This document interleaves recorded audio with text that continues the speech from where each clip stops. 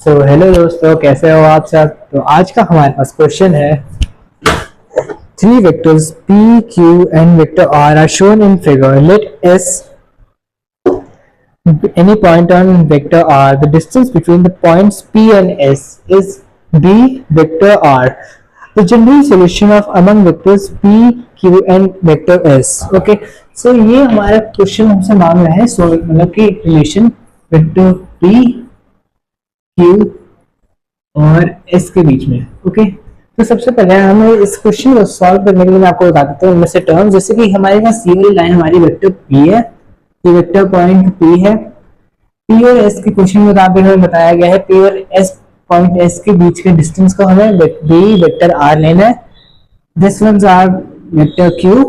Okay, so इस question को पहले हमें सॉल्व कैसे करना है। ओके, सबसे पहले हमें लेना है ट्राइंगल p q ओके नहीं, ट्राइंगल पी ओ एस को। Okay, in triangle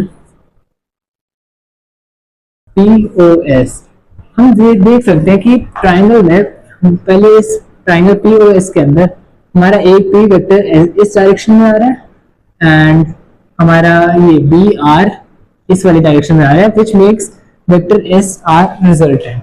okay, so हमें इस जगह पे हमें लाइक ट्राइंगल फॉर्मूला को इंप्लीमेंट करना है। लाइक पूरे क्वेश्चन में सिर्फ इसी का ही काम है।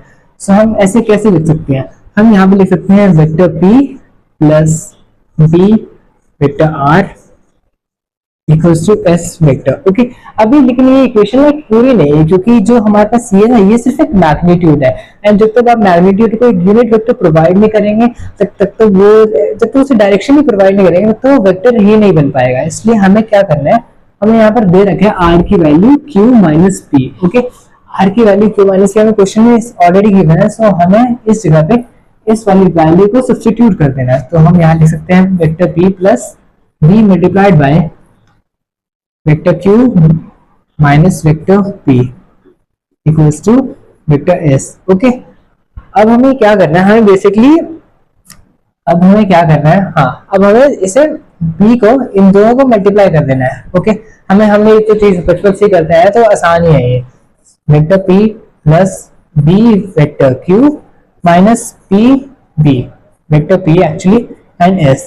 अब हमें क्या करना है बेसिकली, अब हमें लेना है vector p and vector p b में से p को कॉमन। ओके, हमें इन दोनों को कॉमन नहीं लेना क्योंकि हमने पहले इसको एक्सपैंड किया तो करना रिवर्स में चले जाओगे आप, जो गलत हो जाएगा आपका।